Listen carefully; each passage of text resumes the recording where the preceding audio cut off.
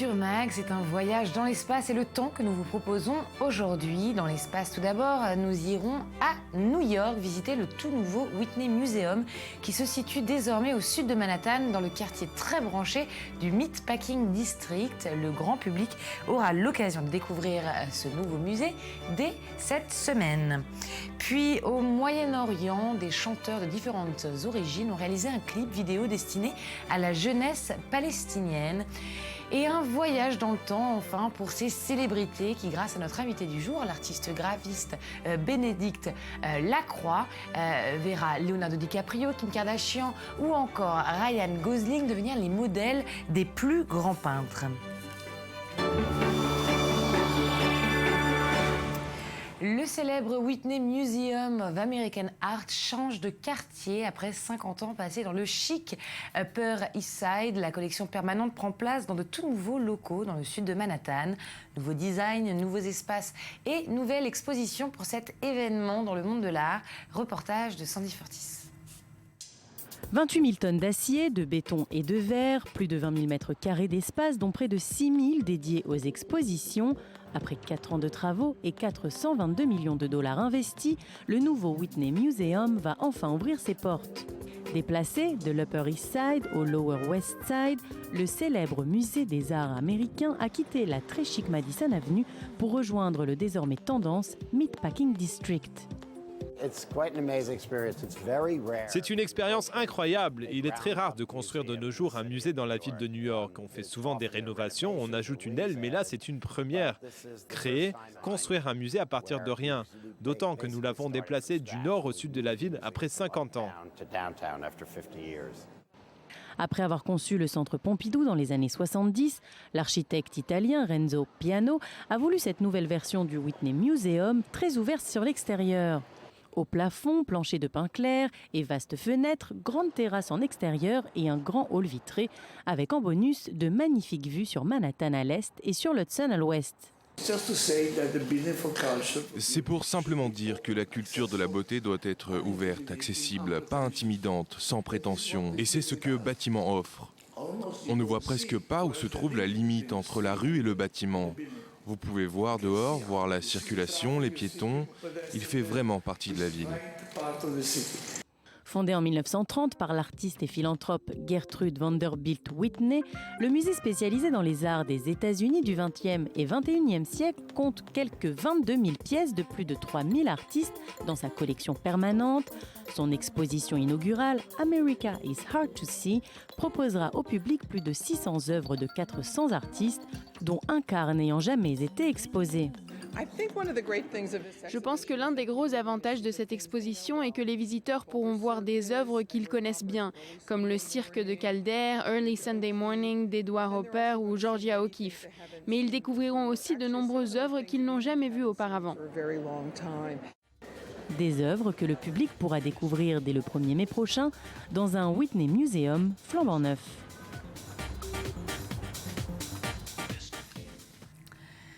Détourner les photos des célébrités, un hobby qui occupe de nombreux internautes. Les people ont ainsi droit à une multitude d'existences sous d'innombrables visages.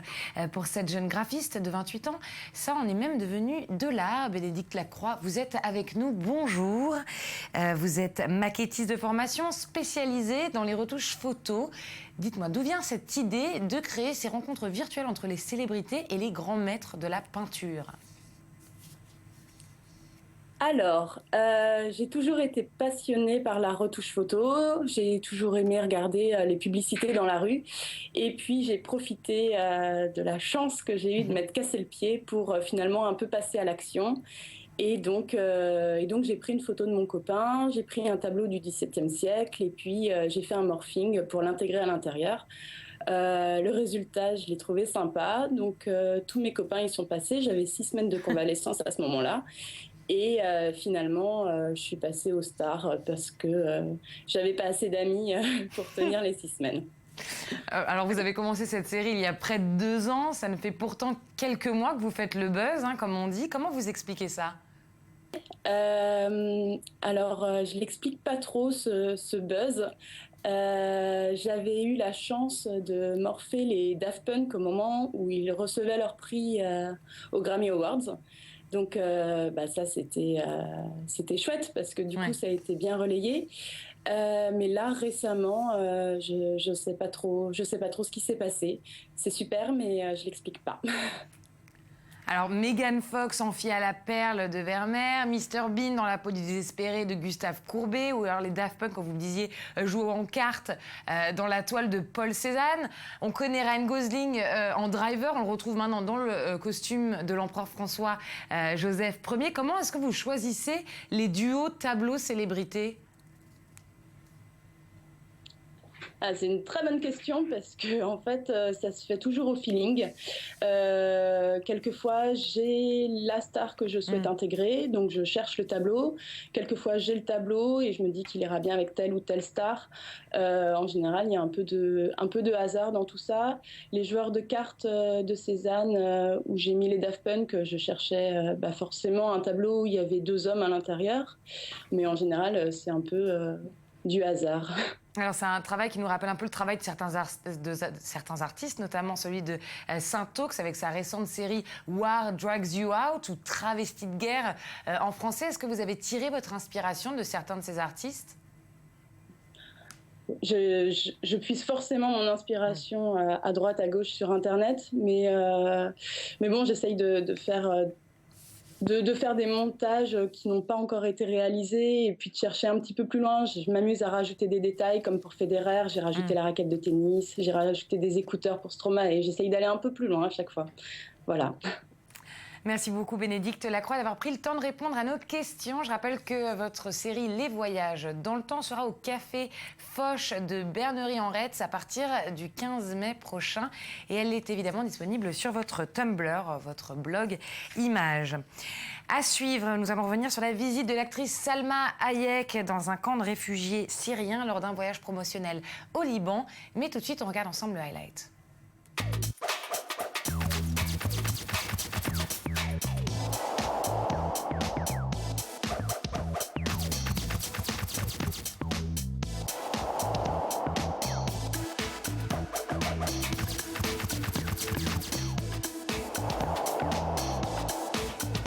Le hip-hop s'invite à l'Institut du monde arabe. Phénomène underground au départ, le hip-hop arabe est devenu ces dernières années un réel moyen d'expression, jouant parfois un rôle d'éveilleur de conscience pendant les différents printemps arabes. Parrainée par Akhenaton, leader du groupe IAM, une exposition illustre le phénomène sous toutes ses formes, musique, graffiti, tag, danse et même mode. Le fil rouge, la transmission, expliquant que le rap est devenu un art populaire car il est accessible à tous. Culture américaine, langue locale et musique orientale, un cocktail qui a aujourd'hui les faveurs des jeunes dans les pays arabes et qui séduira forcément le public parisien. Let's Dream, rêvons, c'est le titre de ce nouveau clip vidéo réalisé par une nouvelle génération de chanteurs venus de Cisjordanie, de Gaza, d'Égypte et de Macédoine et diffusé sur YouTube. Une chanson adressée à la jeunesse palestinienne. C'est un sujet signé David Gombin. Redonner de l'espoir à une jeunesse arabe souvent désemparée, c'est le but de cette initiative lancée par l'UNEF-FPA, le Fonds des Nations Unies pour la Population, en collaboration avec le Forum Sharek pour la jeunesse. Let's Dream, rêvons, incite les jeunes en général et les Palestiniens en particulier à rêver d'un futur meilleur et surtout à s'impliquer pour la paix. Le clip musical que nous avons produit grâce à l'aide de célébrités internationales et locales évoque les problèmes de la jeunesse et permet d'atteindre les jeunes d'une façon positive et de leur faire comprendre qu'ils ont des rêves et qu'ils peuvent se permettre d'avoir des aspirations. Mobilisés pour ce projet, 5 chanteurs venus d'horizons et de genres musicaux variés. Karim Kamel, acteur et chanteur venu d'Égypte, Mohanad Khalaf de Ramallah en Cisjordanie ou encore Dani Dimitrovska, une star dans son pays, la Macédoine. Pour la chanteuse palestinienne Noura Aboumadi, ce titre représente bien plus qu'une simple chanson, le message est primordial. L'idée de ce clip était très belle et importante. C'est le slogan « Rêvons ». Ça montre que nous tous, en tant qu'Arabes, en tant que jeunesse palestinienne, et peu importe notre nationalité, nous sommes persuadés que nous devrions tous être déterminés, ambitieux et surtout ne jamais cesser de rêver. Des plans somptueux, un montage digne de ce nom, une production semblable au clip des stars américaines. Une chose est sûre, le Fonds des Nations Unies pour la population n'a pas lésiné sur les moyens pour faire de ce projet une réussite, et ce, malgré des obstacles. Parfois, nous avons eu des difficultés à rentrer à Jérusalem. Il était compliqué pour certains chanteurs de rentrer à Gaza. On a aussi eu des difficultés à présenter notre idée de façon professionnelle, en prenant en compte les choses techniques avec lesquelles nous n'étions pas vraiment familiers. Malgré les efforts et la bonne volonté de cette équipe, le message parviendra-t-il à être entendu ? Quelques jours après son lancement en grande pompe dans un cinéma de Ramallah, le nombre de vues reste très modeste. À l'heure où la jeunesse du Moyen-Orient se radicalise à un rythme effréné, la haine semble malheureusement primer sur l'espoir. On parle à présent de Salma Hayek avec vous, Miri Maman, bonjour. L'actrice était au Liban le week-end dernier pour promouvoir son dernier film et elle en a profité pour rendre visite à un camp de réfugiés syriens.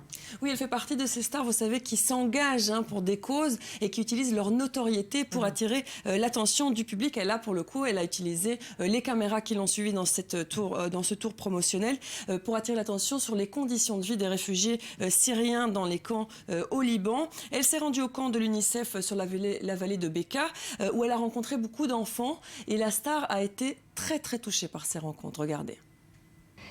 Il y a tellement d'enfants, jeunes, beaux, intelligents et enthousiastes. Ils représentent le futur de la région.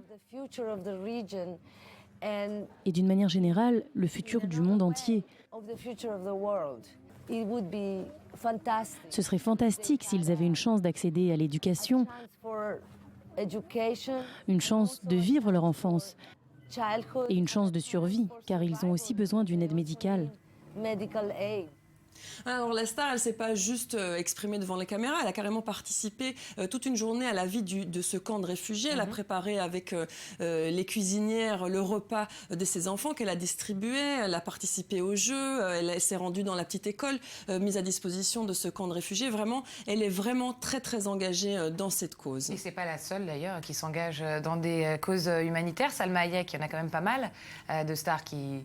Oui, et donc, voilà, et donc comme on dit, elles utilisent leur notoriété, évidemment, puisque les caméras sont focalisées sur elles. Il y a Angelina Jolie, évidemment. Voilà, elle est aussi très très impliquée dans l'aide aux réfugiés syriens, comme Salma Hayek. Et c'est pas pour rien qu'elle est l'envoyée spéciale du Haut Commissariat de l'ONU aux réfugiés. Et il y a quelques jours, il y a 4 jours, elle s'est exprimée justement devant l'Assemblée générale des Nations Unies. Regardez.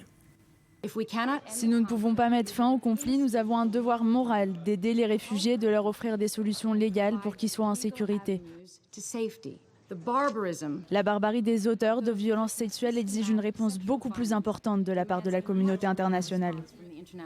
Ça faisait beaucoup de temps qu'on ne l'avait pas vue face aux caméras. Angelina Jolie, elle a quand même subi des opérations assez difficiles. Et c'est ce qui rend cette intervention d'autant plus forte, évidemment, et d'autant plus médiatiquement diffusée, puisque ça fait un moment qu'elle ne s'est pas montrée en public, effectivement. Et alors, juste pour la petite anecdote, vous le savez, son mari, Brad Pitt, est également extrêmement engagé pour d'autres causes, notamment pour l'environnement. Voilà. Et alors, pour vous faire plaisir, j'avais envie aussi de parler de George Clooney, parce que je suis sûre que c'est une star que vous appréciez, en tout cas la plastique de cette star. Alors, George Clooney avec son père... Qui ne l'apprécie pas? Non, c'est vrai, ça me fait plaisir aussi de voir quelques images de lui. Bah, sachez que lui aussi est très engagé. C'est lui qui a mis en avant aux États-Unis la crise du Darfour. C'est lui qui faisait partie de ces stars qui ont milité contre la guerre en Irak en 2003. Il a également aidé à lever des fonds pour les victimes des attentats du 11 septembre 2001. Il a également levé des fonds, alors vous voyez ça fait beaucoup, après le tsunami en 2004 dans l'océan Indien, et puis des films aussi très engagés. Voilà, des films très engagés. Il est engagé sur tous les plans, sur l'environnement, sur l'aide internationale humanitaire, et voilà, il fait vraiment partie de ces stars qui utilisent leur notoriété. Et qui ne brillent donc pas que au cinéma. Merci beaucoup Miri Maman. C'est la fin de ce Culture Mag. Avant de se quitter, regardons ensemble ces images hilarantes. C'est la bande-annonce de Connasse, Princesse des cœurs, qui sort en salle demain en France, tournée entièrement en caméra cachée. Camille Cotin retrouve ce personnage de cette trentenaire parisienne complètement délurée, qui selon elle ne vit pas la vie qu'elle mérite. Qu'est-ce qu'elle va faire? Elle va partir en Angleterre, tenter d'épouser le prince Harry et de devenir princesse. Bon retour sur la planète Terre. L'info continue juste ensuite. Excusez-moi les impôts, mais ça vous empêche pas de dormir, de nous demander de l'argent qu'on a déjà dépensé? Les grosses, on est parti. J'ai absolument pas la vie que je mérite et je veux plus jamais travailler. Voilà. Ben oui. Si vous deviez épouser un prince, vous choisiriez qui? Si j'étais vous, j'épouserais le prince Harry d'Angleterre, non? Oh, le roux là? Allez, en route, je vais à Londres. Oh, but the cars are not going the right way, bordel de shit. Tu te calmes, hein, t'es moche, tu pues de la gueule, donc tu restes assis tranquillement, s'il te plaît. Merci beaucoup. 1, 2, 3.